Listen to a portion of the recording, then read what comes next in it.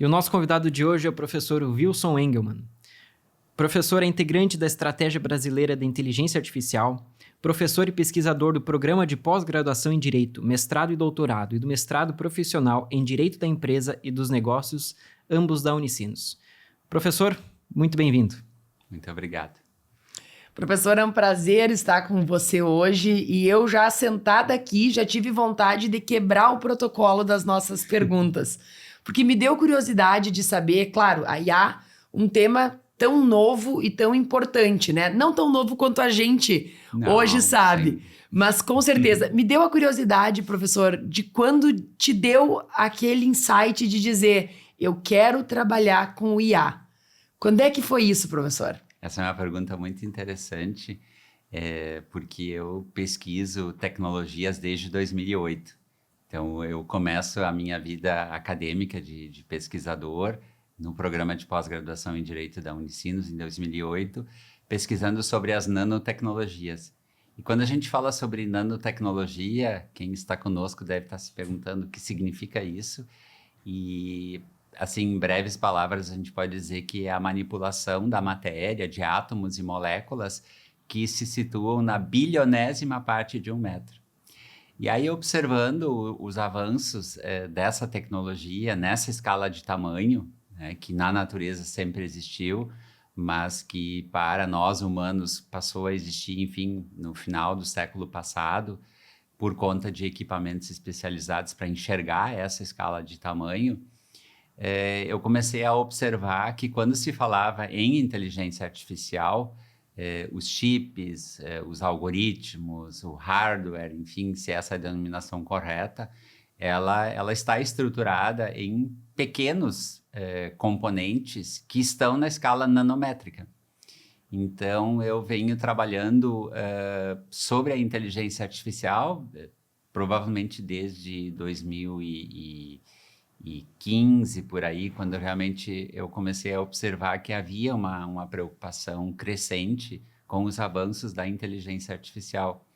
Então, me parece que os avanços que a gente tem hoje, enfim, do ChatGPT e outros sistemas gigantescos de linguagem, carros autônomos, internet das coisas, enfim, que tem na sua base um sistema de inteligência artificial.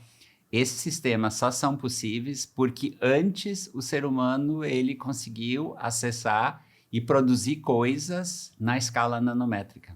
Uhum. Então, acho que esse é um pouco dessa história, pelo menos essa conexão não se fala muito, mas eu tenho visto que é possível fazer essa conexão e que existe efetivamente uma ponte entre você acessar escalas diminutas e conseguir produzir coisas pequenas, flexíveis, que tenham, no caso da questão da inteligência artificial, a capacidade de armazenar milhões de dados. Isso me parece que vem potencializando o uso ou os usos da inteligência artificial. Professor, eu comentava com o Pedro da coincidência, porque essa semana no meu escritório eu sou advogada empresarialista e uma startup de nanotecnologia, são 4 cientistas, olha só, 2 professoras da USP, uma ela está aqui na URGS e o outro não me recordo de onde era porque ele entrou atrasado e não me falou muito do currículo dele. Mas eu comentava com o Pedro que eles foram buscar a nossa orientação para a questão de organização de contrato social e tudo mais. Mas eu pedi que eles fizessem uma apresentação da nanotecnologia, da nanociência, porque eu não conhecia. Então, para mim, foi um mundo muito novo. E nós começamos a ter um debate para além do que eles nos procuraram. E uma das perguntas que nós tínhamos estruturado para hoje vem ao encontro disso, que é como que o senhor enxerga o papel do direito diante dessa crescente autonomia dos sistemas de inteligência artificial.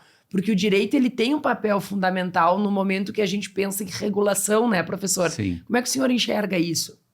Eu vejo essa questão da regulação com preocupação, no primeiro sentido, porque nós ainda acreditamos, nós o direito e a população em geral, não apenas brasileira, mas global, que o direito ele tem uma forte ligação com uma lei. Então, se você tem uma lei sobre uma determinada matéria, você tem uma regulação. Só que essas tecnologias, como a nanotecnologia e principalmente como foi a pergunta, a inteligência artificial, essas e outras tecnologias, elas desafiam o processo legislativo, porque o processo legislativo, ele, se nós formos pensar bem, ele tem pelo menos 2 séculos de existência. E o processo legislativo, enfim, em países como o Brasil e em todos os países praticamente, se a gente for olhar, tem muita similitude, mas é um processo legislativo moroso, com etapas, que joga com o tempo. E me parece que com a inteligência artificial, nós não temos esse tempo. E eu costumo escrever sobre a relação e a divergência que existe entre o tempo do direito e o tempo da tecnologia. Então, o tempo do direito, ele é o tempo do processo legislativo, principalmente. Claro que tem o tempo do processo judicial, tem o tempo das questões administrativas, mas em termos de regulação, a gente precisa focar no poder legislativo. Então, evidentemente, se um projeto de lei começa a tramitação e ele fica tramitando nas comissões, não que isso não seja importante, a minha crítica não é em relação a essa perspectiva de uma ampla análise e discussão do tema que é objeto do projeto de lei, mas é o tempo que demora para que essas etapas avancem até que finalmente nós tenhamos lá no plenário do Congresso Nacional, ou da Câmara ou do Senado, enfim, de como for a tramitação, finalmente a aprovação do projeto de lei, que ainda precisa da sanção do Poder Executivo, que pode não concordar e pode vetar, e aí volta o projeto de lei. E enquanto isso, o tempo da tecnologia vai virando com uma velocidade crescente, uma velocidade exponencial, que não é nem linear. E então eu tenho observado isso já há alguns anos, já participei de audiências públicas também no Congresso Nacional, e eu vejo que lá, efetivamente, o tempo é o tempo do direito, que é o tempo, enfim, moroso, é o tempo da burocracia, é o tempo das comissões, é o tempo dos carimbos, e a tecnologia, ela não está respeitando isso. E um fenômeno atual desse evento que a gente constata, da inteligência artificial, por exemplo, é que os sistemas, eles estão sendo desenvolvidos, eles estão sendo transferidos para as indústrias que desenvolvem os artefatos que têm inteligência artificial embutida, e nós estamos consumindo, estamos usando esses equipamentos, enfim, com inteligência artificial, sem uma regulação. Sim. Então, me parece que esse é um ponto, assim, muito importante para a gente refletir, já que estamos falando no contexto do direito, e por isso eu penso que nós, o direito, com a nossa criatividade, com a nossa capacidade inventiva também, com as nossas pesquisas, a gente precisa oferecer para a sociedade novos mecanismos de regulação.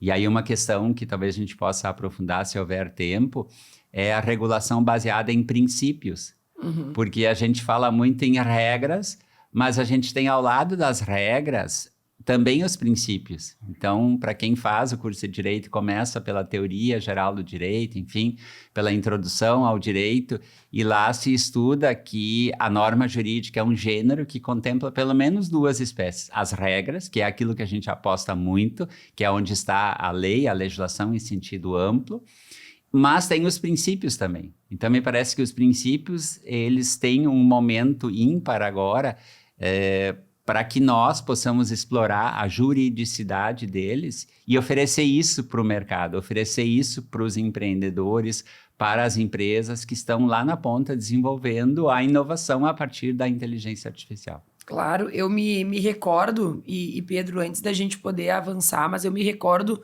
do Marco Civil da Internet. Foi bem um período que eu fazia o meu mestrado na Universidade Federal aqui, e uma das linhas era novas tecnologias. Então, a gente acabou participando muito daquele momento de criação das pesquisas para que as pessoas pudessem colaborar, dizer o que elas imaginavam. E numa analogia, é como se nós estivéssemos trocando pneu com o carro em movimento.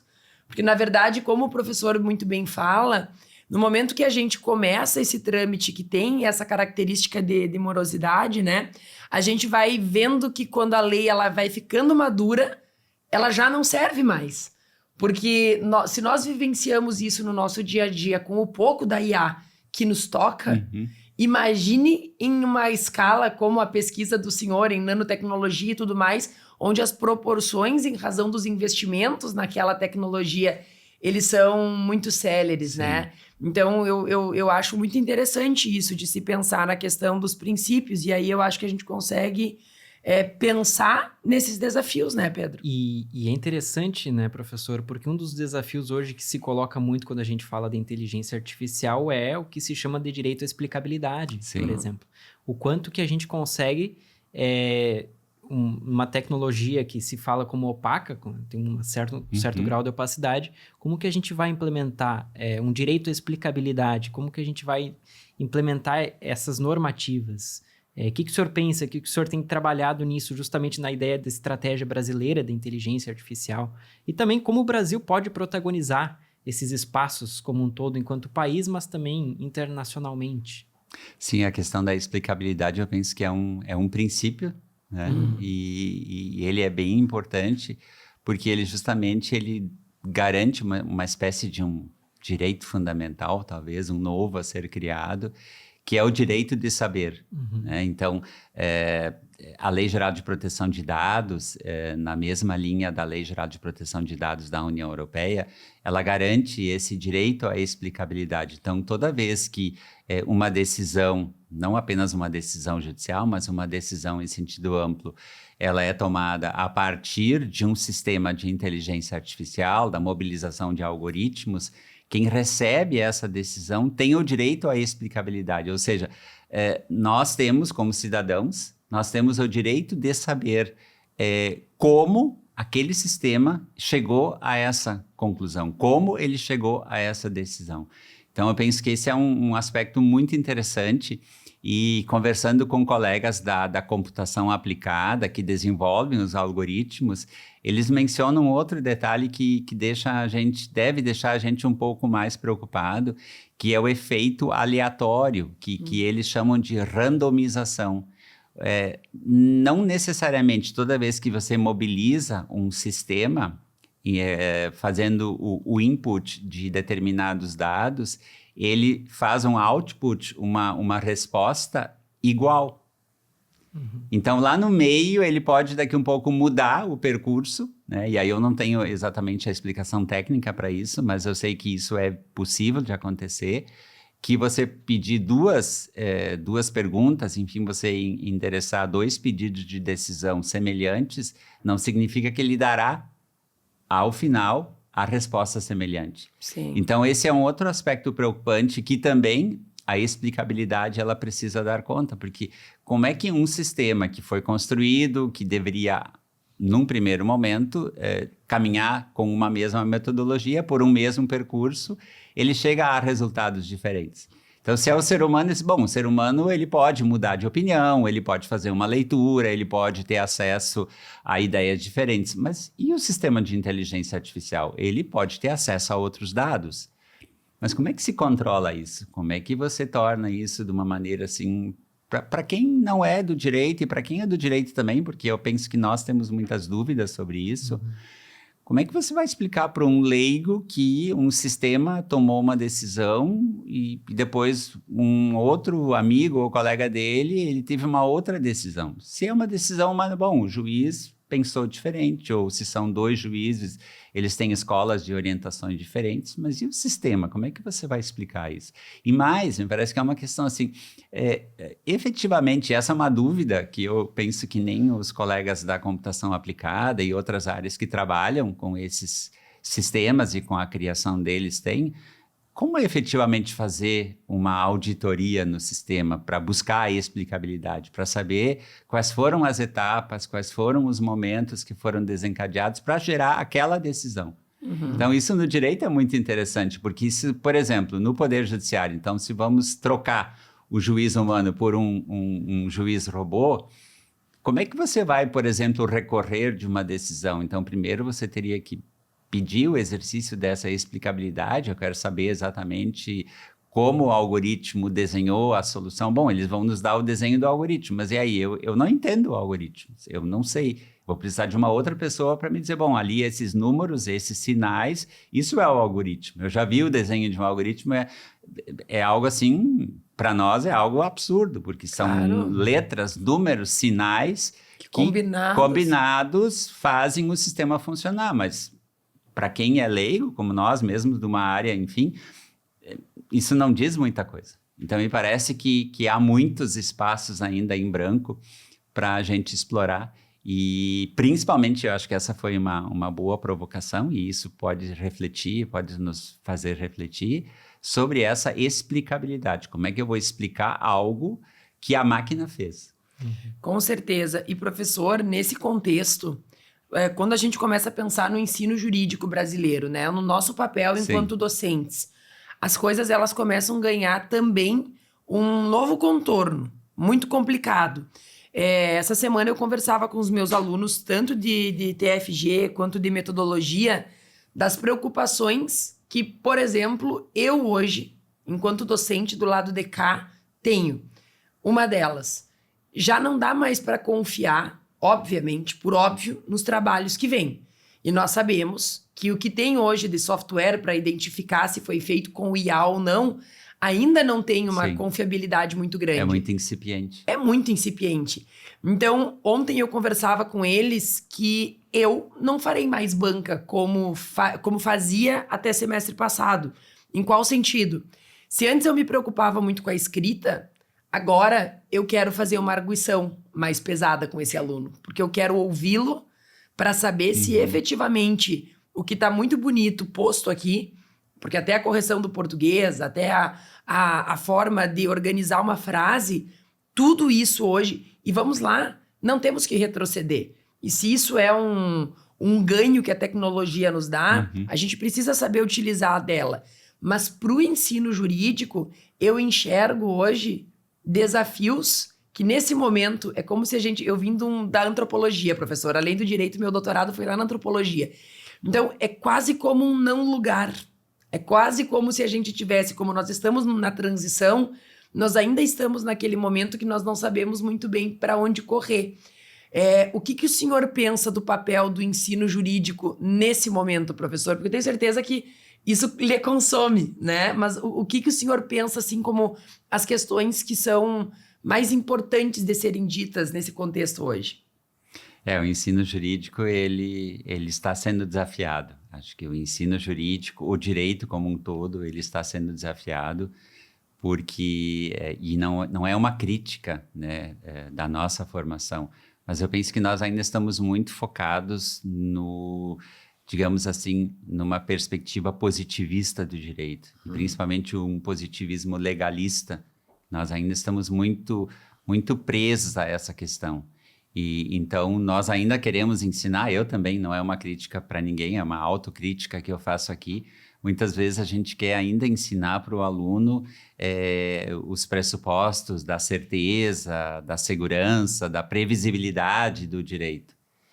Quando nós sabemos que esses são elementos que já não existem mais, pelo menos não da maneira tradicional como nós conhecíamos.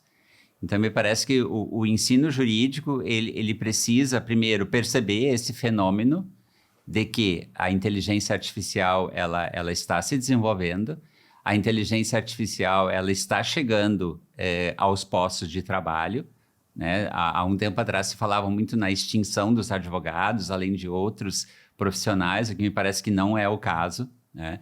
Não vai haver a extinção do advogado, tanto que hoje há pesquisas do Fórum Econômico Mundial e outros centros internacionais que mostram que não, que o advogado ele continuará existindo. Evidentemente, o advogado continuará existindo significa que terá que ser um profissional que dialogue com as tecnologias, que não possa ser avesso a elas, dizer, não, elas não existem, não, elas existem e efetivamente, então não adianta você dizer não, elas estão aí. Então, me parece que há uma necessidade de uma ressignificação desse profissional, né? E isso também implica em uma ressignificação das carreiras jurídicas e, por consequência, do conhecimento jurídico, que forma justamente as pessoas para ingressarem nessas carreiras jurídicas. de perceberem esse fenômeno e de perceberem também, e aí é uma questão da sua primeira pergunta, que talvez o poder legislativo não é mais o centro produtor do direito, mas nós temos outros centros produtores, como as grandes empresas multinacionais, por exemplo, as próprias empresas que produzem os sistemas de inteligência artificial, que são grandes organizações multinacionais com orçamentos gigantescos que ultrapassam o orçamento de muitos países. Então, elas estão provavelmente também criando as suas próprias normas, então nós não podemos também ignorar esse fenômeno, né? A produção das normas por essas empresas, o fenômeno, então, dos princípios, o fenômeno da autorregulação, que é uma questão que está relacionada ao desenvolvimento dessas grandes empresas com orçamentos gigantescos. E aí uma outra questão é a resolução de conflitos. Me parece que nós também precisaremos mostrar para os nossos alunos de que a resolução de conflitos ela não se dá apenas pela porta do Poder Judiciário, que lamentavelmente ainda nós todos, né, qualquer problema a gente corre para o Poder Judiciário, e essa corrida para o Poder Judiciário está dando sinais, enfim, de colapso desse sistema, né? E não é culpa de ninguém, na verdade é culpa de uma cultura Exato. do litígio que nós temos, né? Principalmente no Brasil e principalmente aqui no Rio Grande do Sul. Acho que nós somos um povo aguerrido e isso não é uma crítica. Eu penso que isso é um lado positivo, é lutar pelos seus direitos, lutar por aquilo que acredita, mas me parece que também o ensino jurídico ele precisa fortalecer as outras portas, né? Os modos, enfim, adequados de solução de conflitos, mediação, arbitragem, negociação, enfim, e tantos outros nomes que se pode dar para mostrar para a população que se um advogado ou uma advogada ela recomenda uma dessas formas que não o Poder Judiciário, é um bom profissional também, porque hoje o que a gente ouve nas pessoas mais leigas é o seguinte, mas esse meu advogado não quer entrar com o processo, então ele não é um bom advogado. O bom advogado é aquele que vai ao Poder Judiciário. E a gente precisa mostrar para a população que não, que é o contrário. Se ele não for para o Poder Judiciário, ele talvez seja um melhor profissional. Por quê? Porque ele enxerga aonde a solução daquele conflito possa vir numa rapidez, numa qualidade, enfim, não descaracterizando as decisões do Poder Judiciário. Novamente, sim, para não deixar mal entendido, não que o Poder Judiciário não saiba decidir, não é isso, mas pela demora na prestação jurisdicional, muitas vezes, quando a resposta vem, ela já não serve mais, porque assim como a tecnologia mudou, a vida das pessoas também mudou. Então, o que adianta dizer, lembra daquele teu processo há 10 anos atrás ou mais, né? Eu tenho exemplos próprios, assim, há 10 anos atrás tu tinhas razão. Eu já nem sei mais o que era, porque não me interessa mais, já substituí, a vida já andou, como Exato. se diz. Então, me parece que esses são alguns desafios que o mundo está mostrando para o ensino jurídico. E nós, professores, temos uma obrigação, me parece importante, de perceber isso e de levar para as direções, para as coordenações, enfim, esse diálogo para modificação dos planos curriculares. Exato. E, professor, quando, pegando a sua fala anterior e unindo com a de agora, se nem da IA nós conseguimos ter as respostas que sempre estão embasadas no mesmo princípio e vão chegar a um lugar comum, as decisões judiciais, de fato, a gente tem exemplos para contar, né, de mesmo advogado com a mesma causa de pedir, só muda os clientes, caiu em varas diferentes, nós temos respostas diferentes. E eu brinco, que eu tive também lá no escritório, foi muito engraçado, porque o caso eram 2 amigos, cada um caiu numa vara, um recebeu a sua indenização com dano material e moral e o outro não recebeu dano moral. E eu chamei os dois para uma reunião e eu brinquei com eles, eu disse, olha só quero mostrar para vocês, é a mesma petição que foi feita aqui. E aonde eu brincava com eles era que se eu não estivesse mostrando, um ia sair dizendo que teve um bom advogado e o outro que teve um péssimo advogado. E essas nossas novas habilidades, eu sou uma que sempre digo, olha, vem cá, eu preciso te dizer que via de regra, nós temos essa chance com o processo, mas eu preciso te contar que se tudo acontecer de uma forma avessa à minha previsão, você vai ter A, B, C, D, E, F, G de problemas, e aí isso é dinheiro, não é só tempo. Sim. E tempo é dinheiro, né? Então, eu imagino, professor, que essas novas habilidades que nós estamos falando aqui, e nós estamos no meio do olho do furacão, elas são desafios constantes que certamente aí com o tempo a gente vai conseguir ter outras respostas, quem sabe fazer esse podcast daqui a alguns anos de novo, nós já teremos novos insights, né? Tomara. E professor, agora olhei para o tempo um pouco assustada, lhe disse que a gente acaba se assustando como passa rápido. Nós queríamos saber do senhor, no meio de toda essa questão da IA, qual é o conselho que o senhor dá para esses acadêmicos de direito, que muitos deles estão nos ouvindo, um conselho em relação à inteligência artificial. O que o senhor falaria para eles nesse contexto? De utilização com parcimônia ou não? Enfim, o que o senhor diria para esses jovens? Bom, eu digo para os meus alunos, usem ela. Tá? Usem o ChatGPT, usem outros chats, mas também fiscalizem a resposta que eles darão. Me parece que, e aí só eu vou usar um pouquinho do tempo, me parece que até agora nós estávamos cobrando dos nossos alunos a resposta correta. Uhum. E por incrível que pareça, a partir de agora, com o uso de sistemas como o ChatGPT e outros chats, a gente precisa fazer com que o aluno faça a pergunta correta e não mais a resposta. Veja que essa é uma mudança incrível na perspectiva da formação dos alunos. Porque antes nós queríamos qual é a resposta correta e aí a gente atribuía uma nota. E hoje nós precisamos ensiná-lo a fazer a pergunta correta. Porque quanto mais e melhor for o prompt que ele vai fazer para o sistema, melhor será a probabilidade da resposta vir também mais adequada. Então, eu penso que essa é uma questão importante. E uma outra questão que eu também julgo fundamental bom, se você vai usar o sistema, não se esqueça que ele pode, em algum momento, alucinar. E quando ele alucina, ele inventa a resposta. E ele inventa a resposta quando ele não encontra na base de dados algo para lhe dar a resposta à pergunta que você fez.